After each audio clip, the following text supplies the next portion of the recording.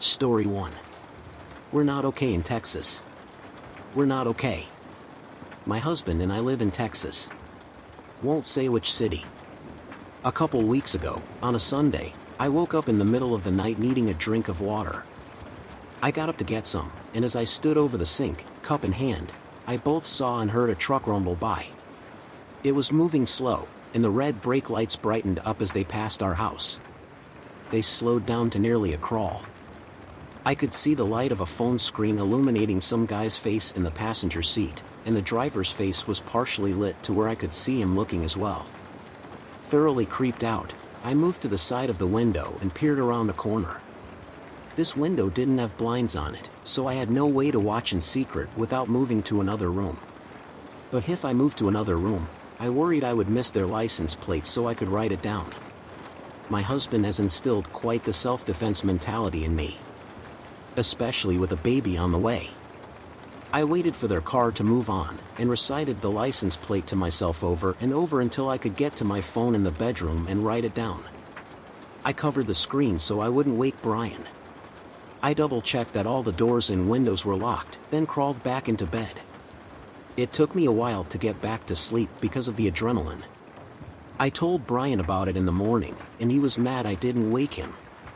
But, of course, he probably would have grumbled if I had woken him up, so there wasn't a way to win. Regardless, he decided to stay up the next night, a Monday night, to stake things out. We agreed that we wouldn't call the police unless they showed up a second time. We went about our normal days, both went to work, came home, had dinner, watched some Netflix, and night came around. Brian sat in the front room, nestled in with a book next to a window with a street light. I told him how loud the truck was, so he figured he could just listen for it if they came by again. I went to bed, even though I had trouble sleeping while wondering if they would drive by again and if they would do more than that. That morning, Brian told me that the truck hadn't returned. I was relieved, and so was he. I had a day off, so he went to work and I did some chores around the house. I was going out to check the mail after lunch when I noticed a car I didn't recognize sitting in front of a neighbor's house.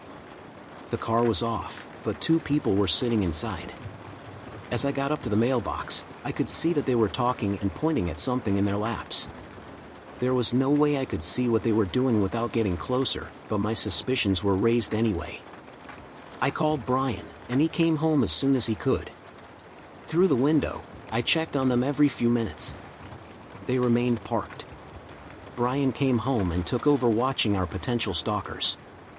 I asked if we should call the cops, but all Brian replied was not yet. It wasn't the same truck, he reasoned, so we could just be making bad connections to the events.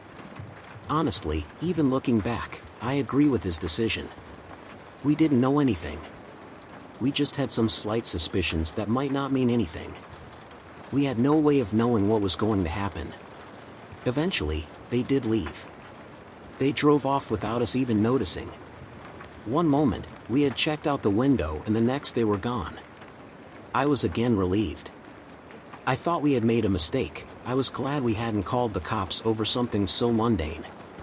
Over the next few days, I swore I caught sight of the same car or same people in different cars. It was such a weird feeling to get almost déjà vu as you recognized someone driving, but in a different car than you had last seen them. And the weirder part was the cars seemed to be on a rotation. Silver Honda, Ford truck, white work van, black Honda. Over and over, mixed and matched with drivers and order of appearance. Once I thought I saw one of the cars pass by my work, but I doubted it almost immediately. When I told Brian the pattern, he started to notice it too. I'm calling the cops, he finally decided after watching the pattern for a week. They weren't there every day, that we could tell, although we did have to work. A patrol car pulled up behind the car while we were both home from work.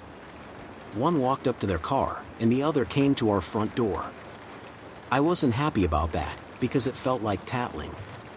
Here's the people that called us on you, it's their fault, is what it felt like they were saying. Brian answered the door at my request, and told the story. The officer noted everything down.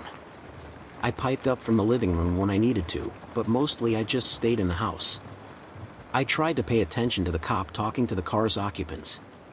There wasn't much I could glean from this far away except one thing. The two of them shook hands with the cop at the end.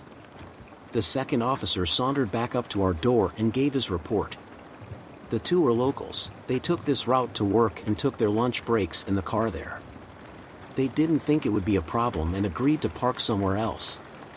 With that, the two officers wished us a good day and left. Maybe I just couldn't accept such a mundane explanation, but that handshake at the end infuriated me. For over a week I'd worried about them, but with a handshake it was all pushed under the rug. I was convinced they were staking out our house, or one of our neighbors' houses. I just couldn't prove it. Brian tried to sympathize, but I could tell he thought it was completely over and felt a little embarrassed at the decision to call the cops. One of the cars in the pattern drove by a few days later, and that set me on edge again. Brian was no help, convinced I had seen some other car, so I went to go grocery shopping on my own. He was pissing me off. In the car, on my way to the store, Brian called my phone. "The ****ing followed you," he said, out of breath. My throat swelled up and I glanced in the rearview mirror. I thought I could see one of the cars from the pattern, but they were 2 or 3 cars behind me. Was that them? Or coincidence? "I'm getting in the car and following too, but I need you to go to the police station and pull into their parking lot," Brian explained. I could hear the sounds in the background confirming his words. The door slamming shut, the car starting. I tried to think of where the police station was, and I told Brian as much. He reminded me of the Maps app on my phone. "Of course. When you get there, lock the doors and call 911 to tell them where you are. I'm coming right behind you." When we stopped the call, I tried to simultaneously drive and search for the police station address. My hands were shaking so hard I dropped my phone into my lap several times. I couldn't do it. I started to tear up and hyperventilate. Siri managed to pop up, interrupting my progress, and I tried to say, "Siri, take me to the closest police station," but I was crying so hard Siri couldn't understand me. That's when a car had to swerve out of my way, blasting their horn the whole time. I knew I had to get off the road before I got in a wreck. That would be so much worse. I ended up pulling into a Target and literally parked the car in the crosswalk in front of the doors. I didn't want to park and have other parked cars block line of sight if they came up to my window. I was convinced now that these were my stalkers. They wanted to hurt me, and they were willing to do it in public. Hands still trembling, I pulled out my phone and dialed Brian's phone, to tell him where I'd parked so he could come get me. The car I saw earlier entered the parking lot, and I froze. The phone was still ringing. Someone honked at me, demanding that I move out of the way. I didn't. "Are you there? What's happening?" Brian asked, voice so quiet it sounded like it was coming from far away. "I'm at Target," I whispered, as if I was being sneaky. "Come quick, please, hurry." He kept talking, but my attention was drawn outside the car. The car stalking me swung past, around my non-parking job, and swerved to block me in. The car behind me began trying to go around, but didn't have enough room. I was fully boxed in. 2 burly guys got out of the car in front of me. They were obviously staring at me. One of them pointed, and I flinched as if they'd taken a swing at me. They marched up to my car and signaled for me to roll down the window. I was right.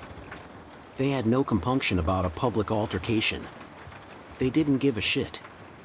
My head was shaking, telling them that I refused to roll down my window. Brian was shouting into the phone, asking where I was and what was happening. I managed to utter that they were at my window, and I could hear him cursing. I tried to put the car into drive and go around their car to leave, but one of them jumped in front and slammed his hands on the hood, shaking his head no.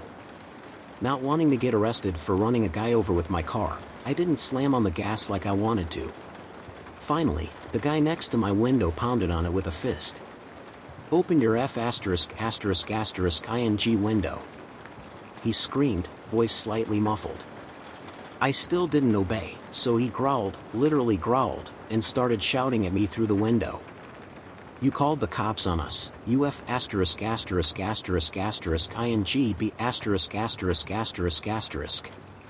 It's our right to follow us around and make sure you don't get an abortion. You can't ing stop us. I'm gonna sue you for trying to block our investigation. You're not gonna kill babies on our watch ing. He went on a complete tirade. People were stopping to watch the shouting. I just kept leaning further and further away from him, nowhere else to go. Brian showed up unfortunately too late to prevent the confrontation. I watched him come running up to the guy and start shouting him down. I wish he'd tackled him instead. They got in a shouting match, with the other guy joining in from the front of my car. The guy by my window took the first swing. He missed, but Brian took the opportunity to rush the guy, and they fell to the asphalt, grappling each other and wrestling for control. The guy in front of my car looked like he was hesitant to join in, but he yelled encouraging words to his buddy. That's when the cops rolled up. Some pedestrian must have called them or Brian had before he arrived. I was worried the cops would tase Brian for fighting, but they managed to break up the fight without weapons. The cops separated everyone, moved everyone's cars to parking stalls, and talked to everyone individually. I was bawling uncontrollably by that point, and the cop was getting frustrated with me while we talked. At the end, they arrested both Brian and the guy who had been wrestling with him. I was furious, but I know better than to scream at injustice anymore. The guy who didn't get arrested looked smug and shot me a threatening look as he left. Not that a police officer would take that into account. I parked Brian's car better, since he'd jumped out to rush over. Then I took my car to the police station, which I had to look up how to do, so I could figure out if I needed to pay bail or what. We've since talked to a lawyer. Brian is out on bail, which he helped with. The moment we got home, someone was on our doorstep. They served Brian with a civil lawsuit from the guy who he was fighting with. We read over the papers and couldn't believe what we were reading. We didn't think such a thing would even be legal. There was just no way. We had to be misunderstanding it. We showed the papers to our lawyer and he explained it. Our initial reading wasn't wrong. The guy is suing us as aiding and abetting abortion providers by stopping him from being able to watch for abortions being conducted. You know, because we got him arrested. He's claiming that his time in jail and the assault are making it possible for abortions to be done that he would have been able to prevent if he were able to continue his duties. And, as the lawyer has explained, we have to answer or we forfeit the lawsuit. That means court fees, lawyer fees, time spent with a lawyer discussing details, just a massive investment of time and money. All because this guy decided it was his duty to harass pregnant women and make sure they didn't have an abortion, or else he could collect a bounty for anyone who helped them.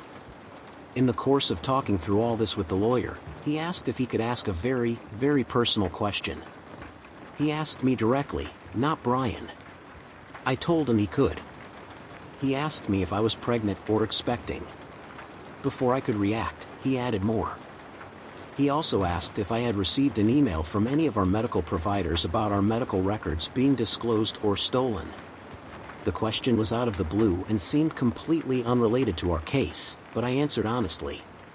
It was yes to both. I'm 3 months pregnant, and my OBGYN sent me an email talking about exactly that situation. Our lawyer asked me to pull up the email on my phone and show him if I could find it. I did as he asked, and he skimmed it. A month before this all started, I got an email and automated phone message from our OBGYN office. They were reporting to us that our medical information may have been involuntarily disclosed because their building was broken into and their office was ransacked. Their file cabinets with medical records were broken open and dug through, and some records were missing. Several computers had also been stolen.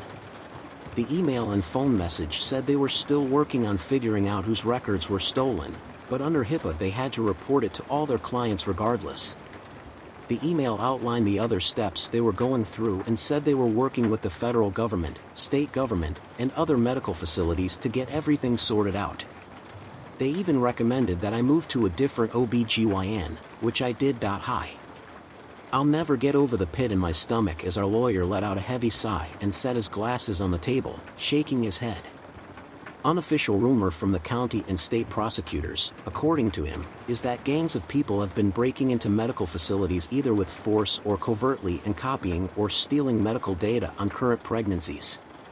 When our lawyer heard that rumor, he followed the trail of logic tying it to that recent law passed in our state. You know, the one where abortions are essentially banned in Texas? Hit national media? Made me question if I wanted to leave Texas for the first time in my life. That one. The logic, according to him, would be to find people who know they are pregnant and in the early stages and follow them to try and catch them in the act of getting an abortion. Then sue everyone who was even remotely connected to that abortion. He and some other lawyers have already discussed this situation and are starting to see signs. So far, we're the fourth actual case he's heard of so far that could be related to these rumors.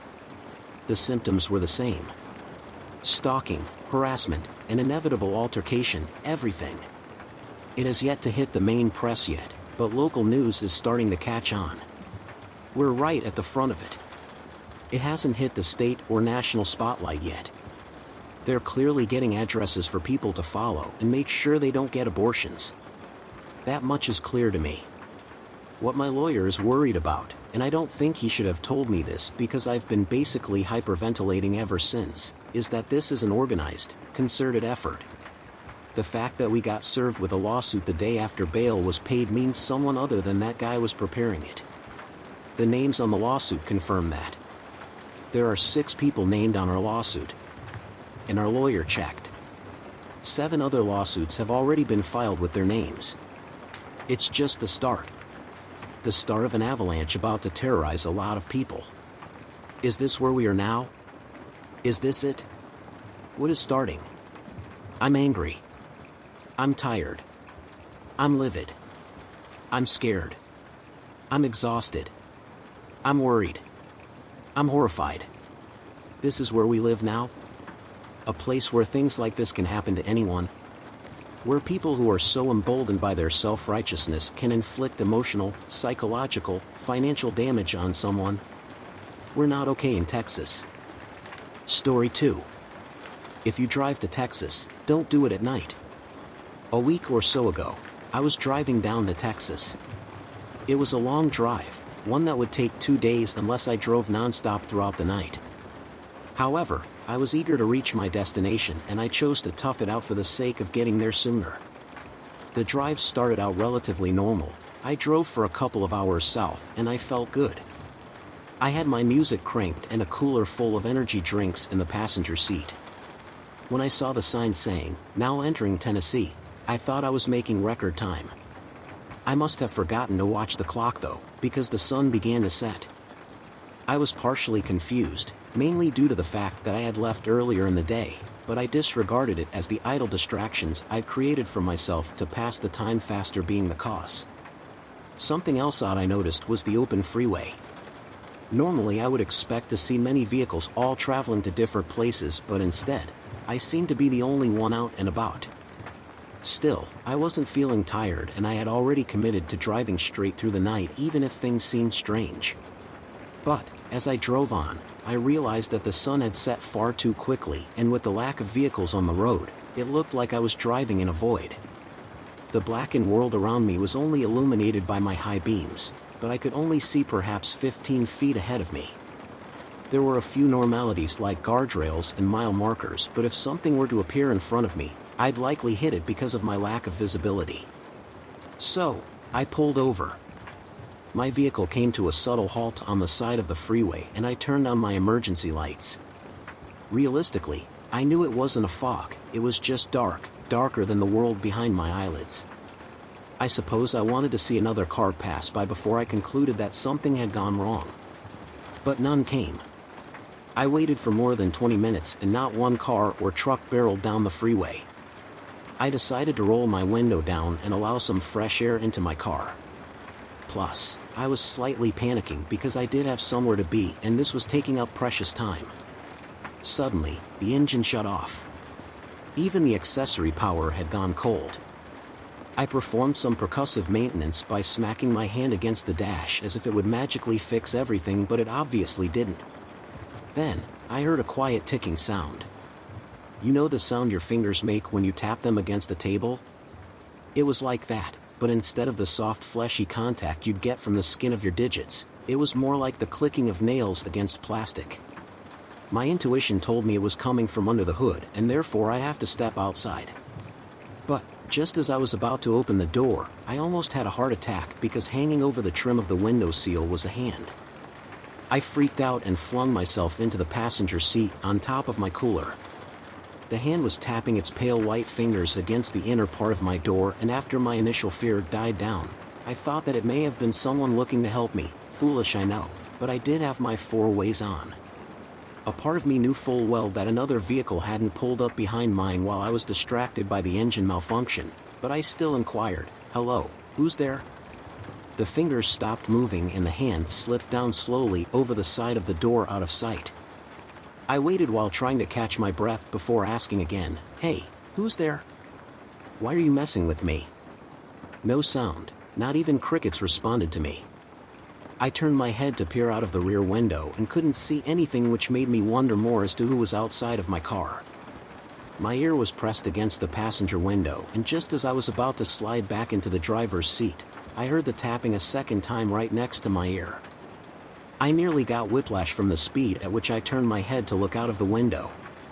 There wasn't anything there, in terms of a tapping hand. However, there were fingerprints left in the condensation on the outside of the glass.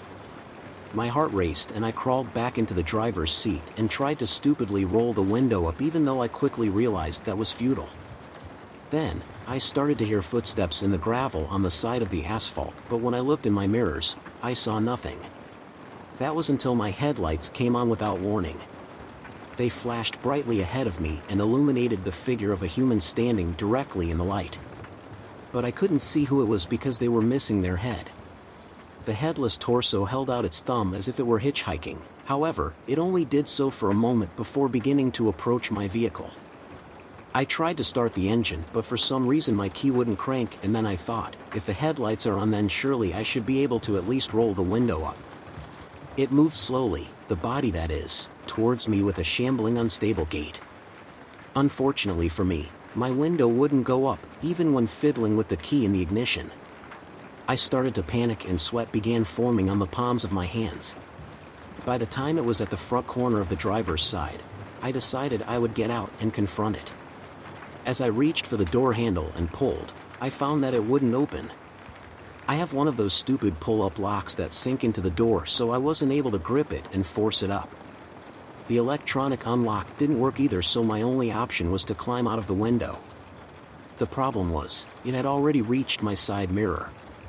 There was no way I would be able to crawl through the window without that thing grabbing me, so once again I slid into the passenger seat with my feet poised to kick if it tried to worm its unnatural way inside. From there I could see it was a masculine body that was exceedingly tall, and it wore a gray sweatshirt laden with holes. It had scuffed pants with tread marks denoting a tire had crossed over them at ludicrous speed. If I had to guess, I'd say they had been run over. As it tried to reach its arm inside, I kicked it away. It didn't appear to have much more than primal instinct because it stumbled back and took some time to regain itself. Still, regardless of the fact that it was a brainless walking corpse, I was still terrified. When it reached inside the second time, I scooted myself towards the driver's seat and forcibly jammed my foot against its chest, sending it falling to the ground.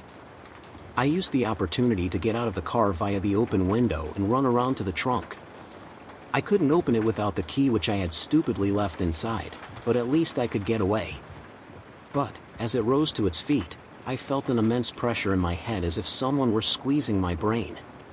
My vision became blurry and different parts of my body burned with a fiery intensity. Every time I tried to move one of my limbs, I couldn't, and the paralysis weaving its way throughout my body made me an easy target. The headless torso continued shuffling its disjointed feet in my direction with an outstretched hand, but the other was held low with its thumb out. Suddenly, my faculties snapped back into my control and I was able to avoid its mindless descent by stepping to the other side of my vehicle. I don't know what made me think the car would start if I tried again, but despite my former failures, I awkwardly jumped inside and turned the key.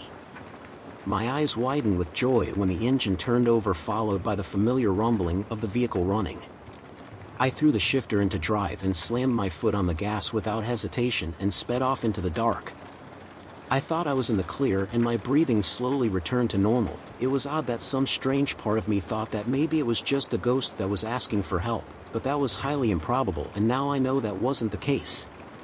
The freeway was still obscured by the all-encompassing darkness, but I didn't care. I just kept driving. Then my heart skipped a beat because standing on the side of the road was the headless person. I drove by but couldn't see them in my rearview mirror due to the darkness. I took a breath and drove on without trying to think about it too much while taking a look at my clock to see what time it was. It read midnight. Great, I said aloud, still maintaining a relatively high speed. My hands were firmly gripping the steering wheel and I kept thinking it was over, but I was wrong again. Like before, I saw the body standing adjacent to the freeway with an outstretched thumb. It started walking into the road as if it were trying to be hit. I avoided it and continued on, completely freaked out.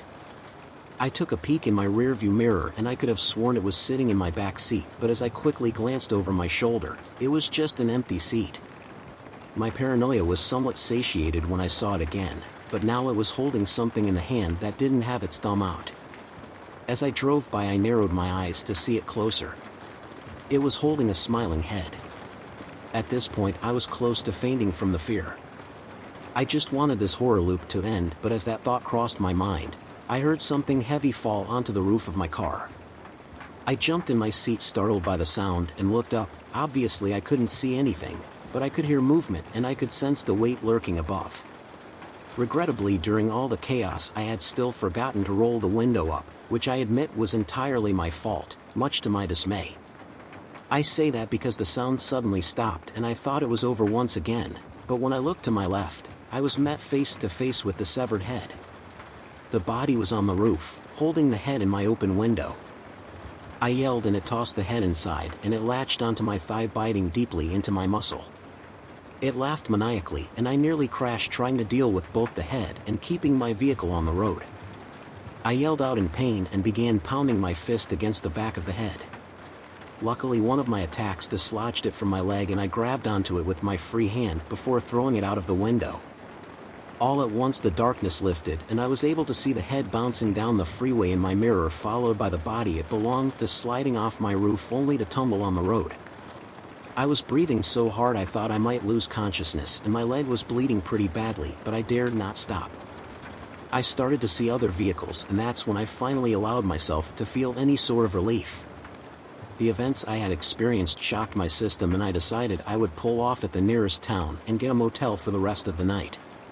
When I found one, the lady at the counter said, "Your face is so pale. Are you okay?" I looked deeply into her eyes and said, "There was a man, or rather, a body on the freeway, without a head. It terrorized me and nearly killed me." She stared at me for a moment before bursting into laughter. "Oh, you young people.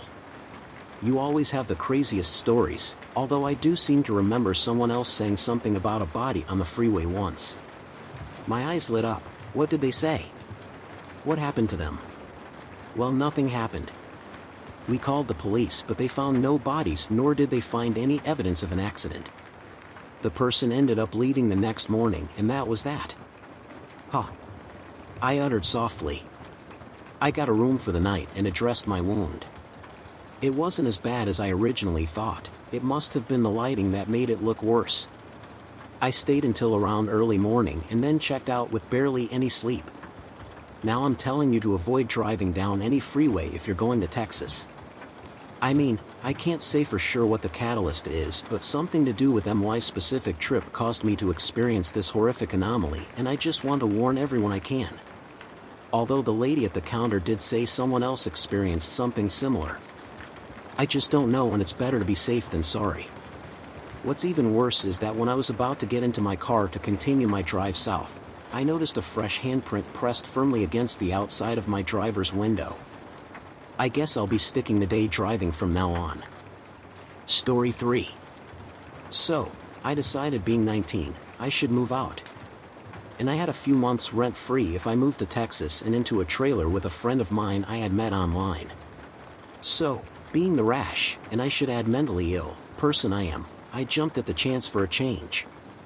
I hoisted up what little I planned on moving and in 4 days was on a plane to Texas.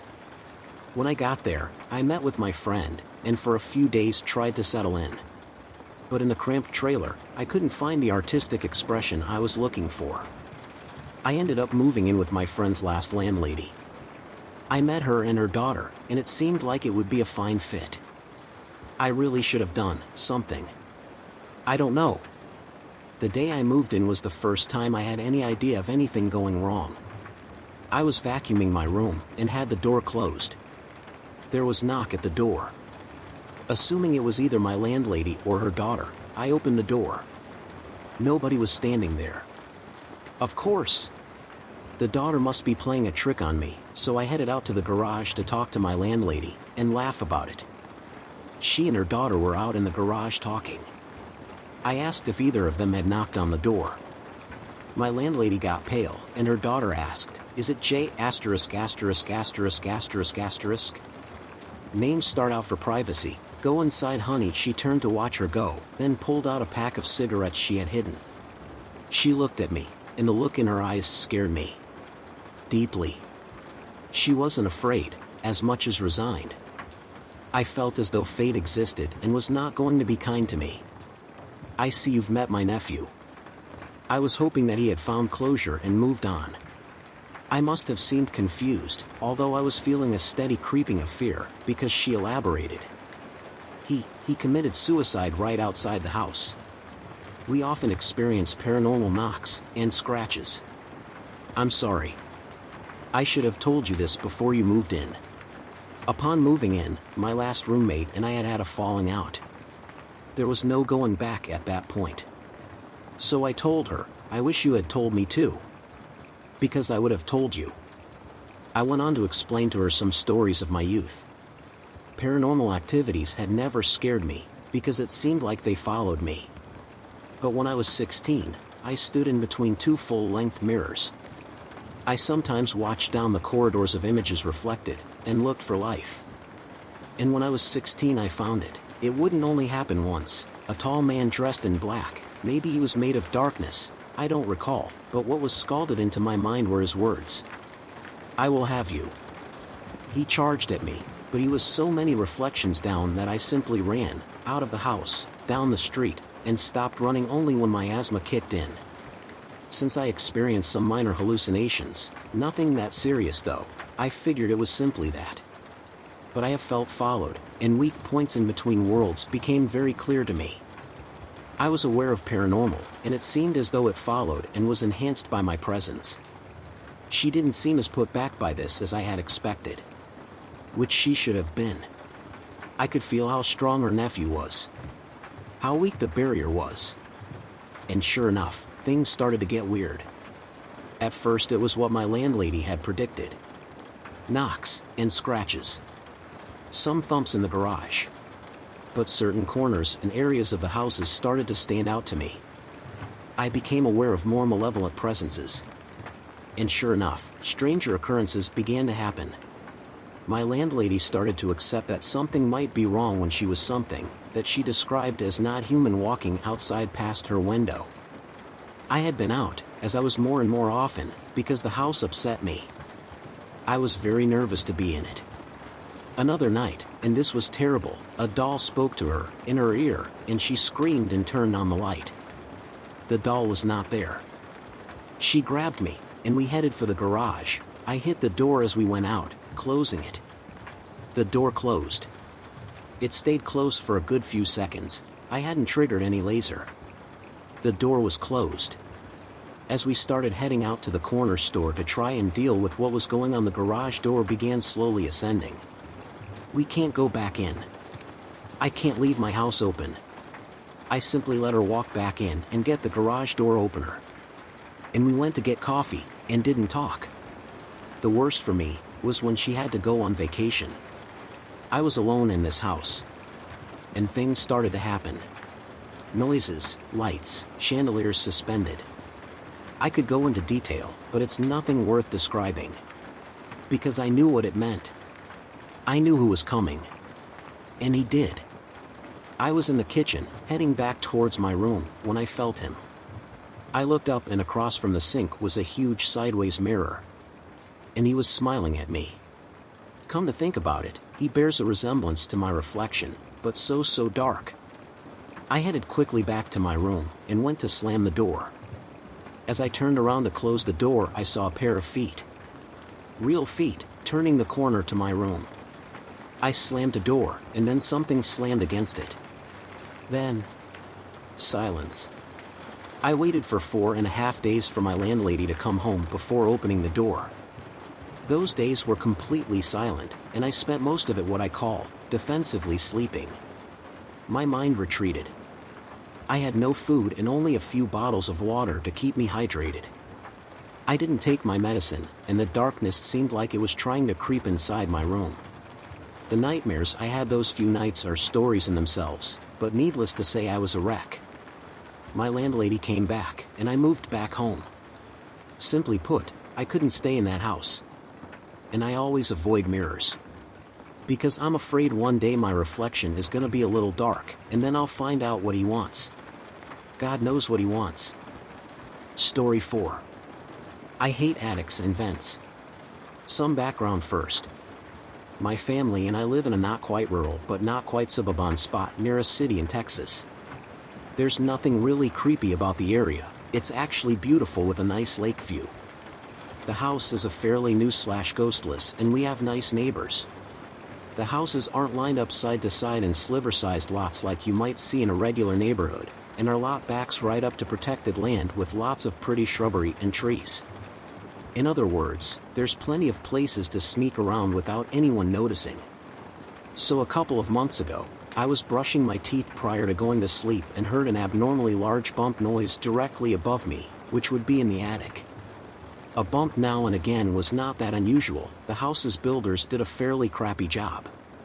The air conditioning ducts, in particular, tended to bump and rattle when the flow changed. So I ignored it. But of course, there was another bump, slightly quieter now, in a slightly different location. I shut off the electric toothbrush and stood motionless. It might have been my mind playing tricks, but it sounded a bit like there was a bit of creaking plywood mixed into the bump. Then another bump, and another, and over the next minute I stood still as they made a path from my bathroom to near the roofline. I was scared and stayed still for another few minutes until the not 10-year-old part of my brain kicked in and weighed probabilities. Axe murderer had one of the much lower weights. I finished brushing my teeth and went to bed, though I failed to resist staring at the ceiling vent until I was asleep. A couple of weeks later, in February, it was getting pretty warm. The area of Texas I'm in tends to have a pretty volatile climate. A week earlier, there had been the biggest snow/ice storm I've seen around here. Some of you might remember the hubbub about the Super Bowl. Now, it was closer to 80 degrees outside. That's not really hot, but once again, the house is pretty crappily constructed. The bedrooms are upstairs, difficult to aerate, and tend to just store up heat. We flipped on the AC overnight to make it a bit more comfortable. I noticed that the AC being on didn't seem to help at all in my room. I removed all the sheets and turned the ceiling fan to full blast and was sleeping with just boxers on, but I was still almost sweating. I got up and doused myself in some water, turned off the faucet, turned around, and bumped creak. It sounded like whatever had bumped before did it again, but was more unstable this time and slipped a bit. There were a few more smaller taps, but that was it. The fear returned, but once again I thought about it, connected the fact that my room was clearly not getting any cool air, and assumed something was broken.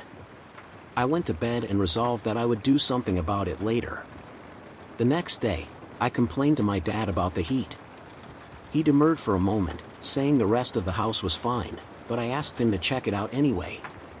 He grabbed a ladder and went to the attic entrance on the ceiling near my bedroom. For whatever reason, it does not have a pull-down ladder built in. You can't easily, or quietly, get in or out of the attic without your own ladder, for which I am now grateful. I never liked attics. Squirrel poop, spiders, rabies-carrying bats, falling through the ceiling, dark and full of exposed nails, and some other less reasonable fears that a lot of people feel but don't acknowledge too often. So when my dad opened it, I was already primed for creepiness. I didn't expect anything to happen, but I felt like it could. When my dad's head went above the threshold of the attic floor and his hands twitched and immediately grappled for the ladder, my stomach sank instantly. Before I could ask, he had jumped off the ladder, slammed the hatch shut, extended the ladder, and wedged it underneath. From behind and above us, I heard a faint bump bump, bump, shuffle. At that point there may have been a few obscenities uttered, with restrained volume, as if that would help. I remember my dad's face clearly as he turned to me. There were mats, cans, other stuff. He yelled in a whisper while grabbing me and beginning to run downstairs. The improbable meaning of all those noises hammered into my mind. The cops came in a few minutes. More than a few, actually they seemed ready for a standoff, given the situation. One group set a perimeter while another prepared tear gas in case they were still inside. It would have been very difficult for the visitor to get out of the attic through the usual way, and chances are, they would just use whatever method they used to get inside in the first place, which was almost certainly not the indoor hatch. The cops cleared the house and entered the attic without a standoff or need for the gas. Apparently, our friend had left shortly after my dad popped his head up. He could have easily made it out before the cops arrived given the ample shrubbery and trees on the nearby protected land. The perimeter had too few people to cover every possibility. With a few cops still lingering around, we eventually decided to take a closer look at the attic. It was a massive mess. What looked like old yoga mats and towels were strewn about, covering the rougher areas of plywood and quieting any footsteps. About a dozen open cans of food, mostly beans, and a makeshift pillow implied that it was a fairly long-term deal. And what creepo-squatter scene would be complete without what looked suspiciously like semen stains? And better yet, right above my bedroom. Incidentally, I solved the mystery of the broken air conditioning. The air duct was cut about a foot above the vent exit, so if you looked at it from below, you would still see the ductwork intact. From the attic, though, you could angle it in such a way that you could see most of the room, and my bed. So we had a pervo super creep hiding in the attic. My dad, suitably disgusted but maintaining his sometimes dark sense of humor, said well, it could have been worse, and started a chuckle while looking around. He stopped midway as if he were holding his breath, looked at me in a suddenly far more serious manner, and motioned slowly at a corner. A hatchet. Story 5. Never drive this New Mexico highway at night. I was on an assignment for the Army, making my way up from San Antonio, Texas, to Tacoma, Washington. It was a long drive, and they gave me 6 days to report to my new unit, but I didn't mind. I love road trips. There's nothing like the freedom of exploring the world by yourself. The first day of my journey, I planned to get as much driving in as possible so I could spend a few days in Utah, a sort of mini vacation, you could say. This was January, and the days were short, so maximizing the amount of daylight I had was crucial. I got up extra early that morning, carried the last of my bags out to my Corolla, signed out of my old unit, and hit the road at roughly 5 a.m. It was an amazing day. I saw the landscape transform around me as I headed farther west than I had ever been in my life. From the San Antonio metropolitan area, to the savannas of the Edwards Plateau, to the pancake flat farmland of the Great Plains region, America's breadbasket. Finally, the farms opened up into prairie and I saw the Welcome to New Mexico, the Land of Enchantment sign. Now I was really in the middle of nowhere. Continuing on US Route 380, I eventually found myself in Roswell. I could have gotten a few more hours of driving in and made it to Albuquerque, but I figured since I was in no rush, I might as well see what Roswell had to offer. Who knows if I would get a chance to visit again. As a fan of the strange, dark, and mysterious as Mr. Ballin would say, I took a self-guided tour of the shops and attractions. The next day, I continued to Albuquerque, then westward on Interstate 40. By the time I reached Gallup and started northbound on US Route 491, I still had 2 hours of driving left before crossing the border into Colorado, and another 45 minutes before I would get to Cortez, my planned stop for the night. However, my daylight was already running out, as sunset was at 6 p.m. I got Starbucks and refreshed myself for the final stretch. It was supposed to be easy. Just a straight shot. But looking back on it now, I figured that, had I decided to stop in Albuquerque instead of Roswell the night previous, I would have already been in Colorado by now, and possibly be making my way into Utah. I would have saved myself from what was waiting for me on that desolate highway. Route 491 stretched far into the Navajo Nation. On either side of me were endless expanses of prairie bookended by dark indigo mountains on the horizon. To my left, the sky glowed a faint orange-purple, the light slowly dying down like smoldering embers in a fire, until finally plunging the land into darkness.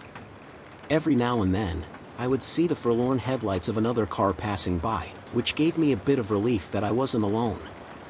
I also had my road trip playlist on to keep me company, and call me ironic, but Hotel California was playing.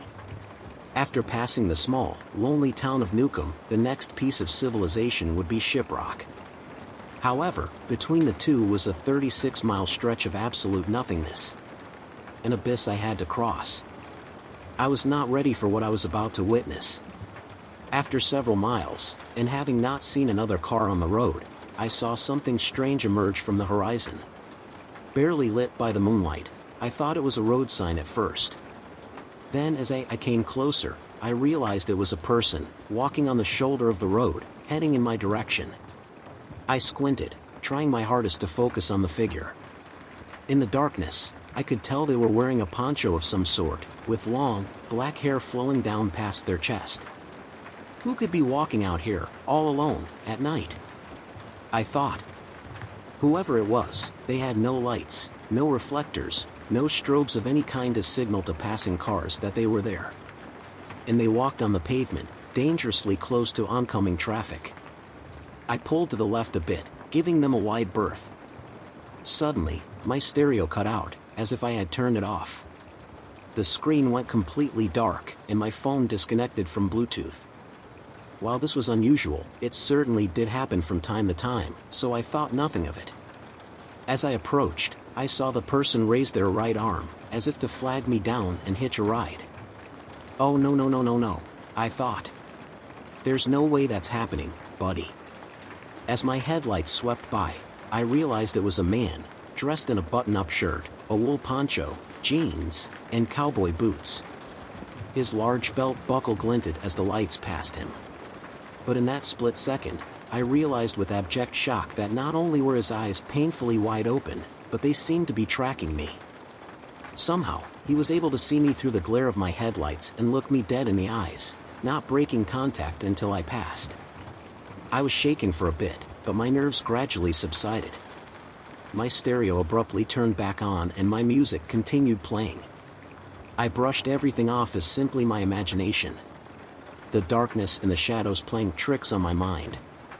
Besides, the man was behind me. I figured he must have been drunk. Indian reservations sadly had high rates of alcoholism. I looked in my rearview mirror. He was gone. I couldn't see him. Maybe he's too far behind me? No, that couldn't be. It must be too dark. Maybe. I drove on, trying to figuring out what had just happened, but at the same time, forcing myself not to think about it. Just when I thought I had moved on, I saw another shape in the distance. Getting closer, I realized it was another figure. Another person walking alone at night? There's no way. They walked along the shoulder of the road, swaying back and forth. Slowly, I could make out that this person was also wearing a poncho.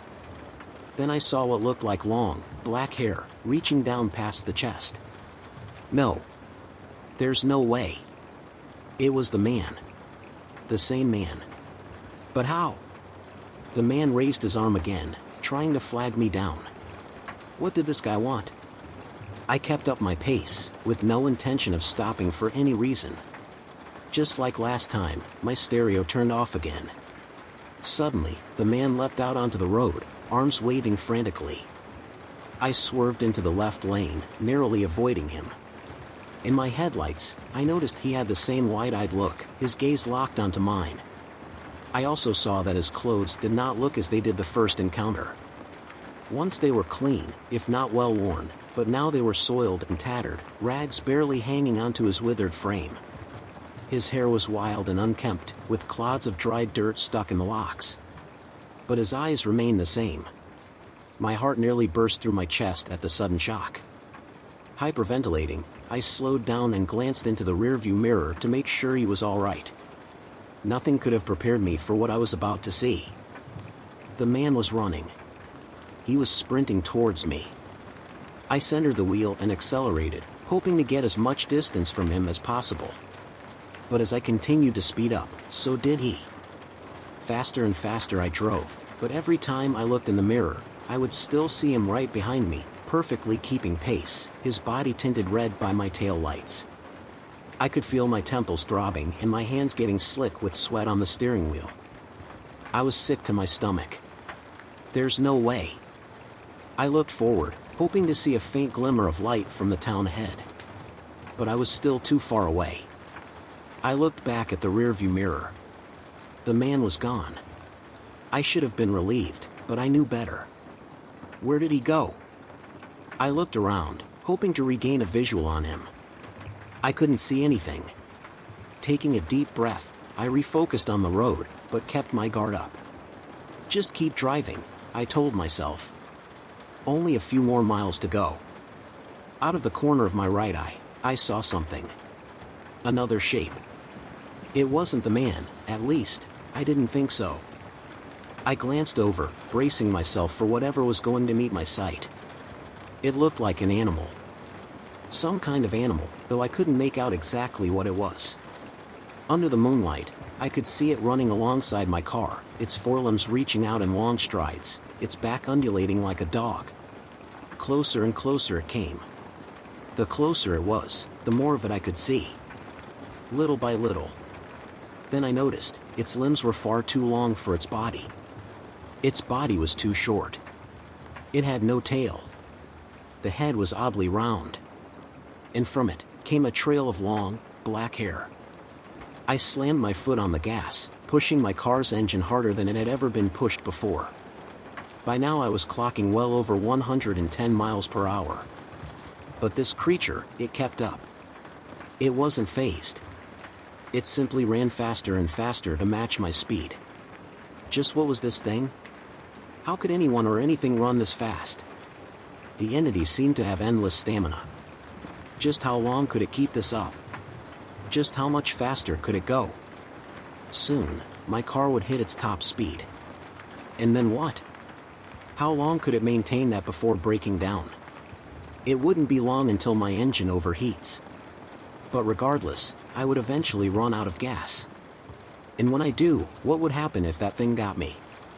At 120 miles per hour, my car had reached its limit. This was the fastest I could go. But the creature continued its pursuit. My temperature gauge was approaching the red, and so was my tachometer. I couldn't keep this up any longer.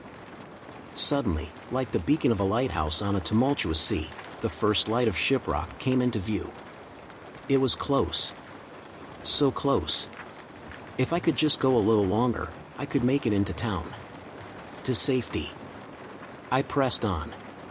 I fixed my eyes on the lights, growing brighter on the horizon. They bloomed outwards, glimmering in the night air. Though it was a small town, it was a sight for sore eyes in my situation. Looking in my periphery, I saw the undulation of the creature's spine as it kept pace with my car. But now, it was slipping away, steering farther and farther from the road. It suddenly hit me just how hard my heart was beating. Beads of sweat dripped down my face. I looked over. The creature was gone. But this time, the feeling of dread had also gone with it. My stereo once again turned back on, and as my music resumed, I breathed a deep sigh of relief. I let off the accelerator.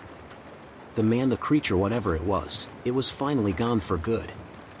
Having white-knuckled the steering wheel the whole time without realizing it, my hands were extremely sore. But I was glad to have made through. A week later, I told another soldier in my unit about what I had experienced.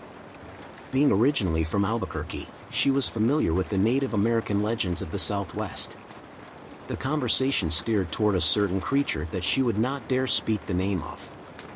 She also told me that the highway I took was well known for all sorts of paranormal phenomena. Google what Route 491 used to be called, and everything will make sense. Be careful out there. Story 6. Years ago I lost my fiancée. I wish I had lost her to natural causes, at least then I would have known that she passed away peacefully, but no, I lost her in that goddamned hell house. I proposed to Julia, my girlfriend of 3 years, that October day, and when she said yes, she made me the happiest man alive. I suggested we drive to Austin for the weekend with some friends to celebrate, and she agreed.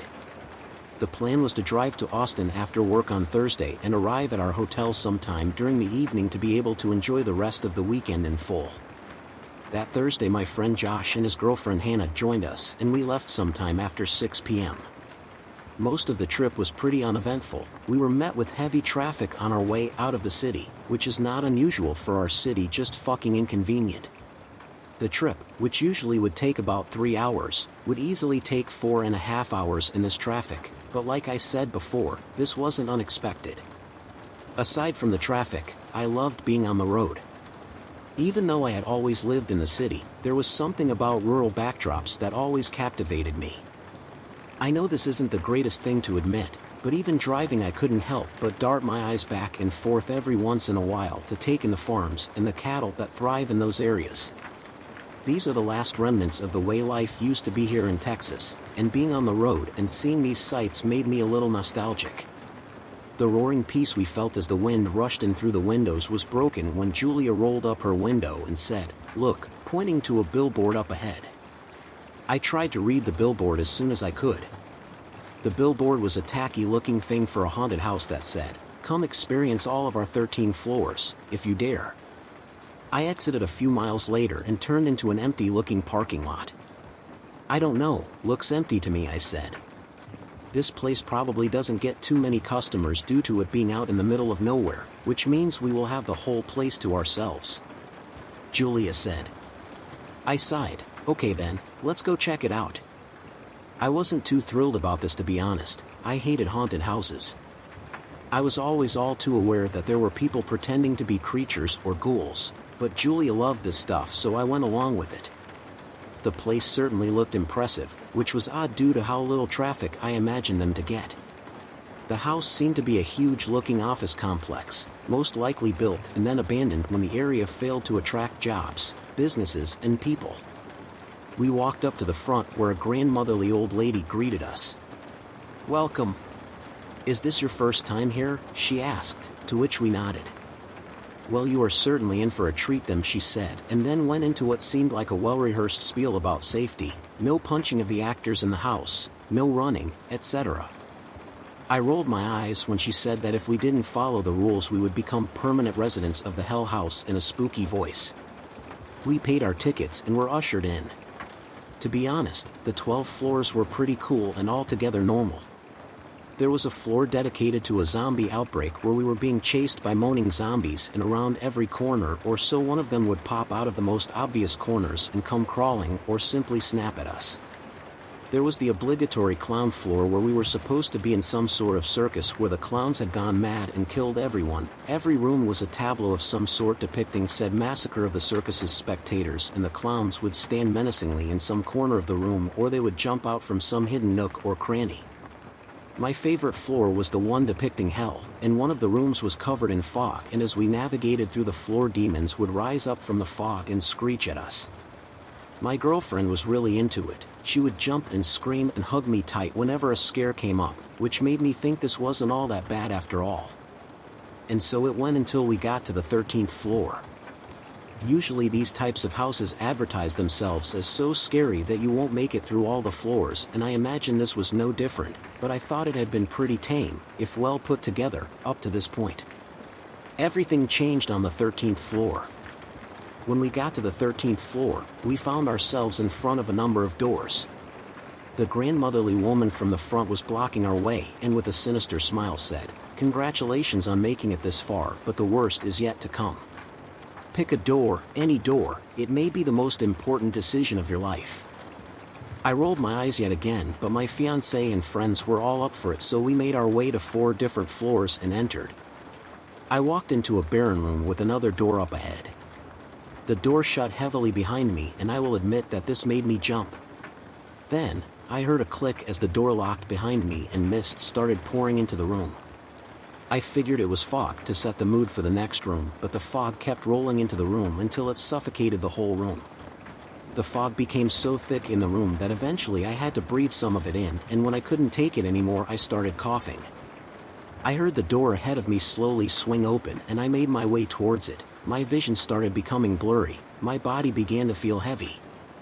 I had never been under the influence, but I had the sinking suspicion that I had been drugged somehow. I trudged along to the next room, and what I saw there felt straight out of a nightmare. On either side of the room were two-way mirrors. Confused, I looked into them until atmospheric lights illuminated what I was seeing. I saw my friend Josh walk into one of the adjacent rooms where he was ambushed by a masked figure who swiftly hit him in the back of the head. My friend yelled with pain and slumped to the floor, and the figure lifted him as if he were nothing and strapped him onto a chair, ensuring he couldn't move. I could tell Josh was still dazed from the blow, but his eyes regained some clarity as soon as he saw Hannah crawl into the same room. "I see our other guest has arrived," rasped the masked figure. He immediately grabbed Hannah by the neck and tossed her into another chair in front of the one Josh was strapped into. "Okay, lover boy, you get to pick which one of you two gets to live," the masked figure said. "What the fuck is this? Why are you doing this?" Josh screamed, spittle flying everywhere. The masked figure tissed sked and put a finger in front of Josh's lips. "All you have to do is choose." The figure started circling Josh. "Your little girlfriend has been drugged with a powerful hallucinogen, which means that she probably doesn't even know where she is at this moment." "So," he said as he leaned in and spoke directly to his ear, "if you pick her to die, she won't even know you killed her. It will stay between the two of us, and you will get to go scot-free." My friend screamed in frustration, rattling the chair as much as he could, but he soon said, "All right, I give up. Just let me go." My eyes widened as the masked figure produced a long knife out of nowhere and began stabbing Hannah with impunity. Overkill would hardly describe what actually happened. That was the point where Josh began to cry. "I'm sorry. I'm so sorry," he kept saying until the figure cut his bindings and said with a voice that seemed to gloat, "You are free to go." I watched Josh pick himself up and quickly made his way to the door. Only when he opened it he was met with gunfire from an unknown source to me. It was so loud I had to cover my ears and close my eyes, and when I opened them again, I saw the body of my best friend riddled with holes, and the masked man got to the task of moving the bodies. I heard a tap behind me, so I turned to see Julia being brutally beaten by another masked figure. I pounded on the glass. I screamed at them to stop, but this seemed to only make matters worse. They beat her savagely to within an inch of her life, and then they said, "Your boyfriend is watching this. He is probably enjoying it too." Hearing that, she began to drag herself to the mirror, and I met her there. She had a hand on the mirror, and I placed my hand there. I sobbed out of frustration that I could do nothing about the current situation. I had barely said, "I love you, Julie," when her body shook as a knife was plunged into her head. I screamed in agony, "You fucking sons of bitches. I'll kill you." But I did not get to finish spouting my toothless threats because I felt a sharp knock on the back of my head and I felt myself lose consciousness. When I woke up, I was back in my car. It had crashed into a telephone pole and the police were there. I was booked for driving under the influence and was told that I was really lucky to have made it out of a crash like that with only a bump on the back of my head. I told them about the haunted house and everything that transpired there, but they told me they didn't find anything in those roads. There was no house, they said. I must have made it up. I tried to move on, I really did, but I couldn't. No way was I going to let them get away with what they did. Today, after 5 years of fruitless searching, I finally found the godforsaken house, and I have enough gasoline to make sure this fucking place burns to the ground.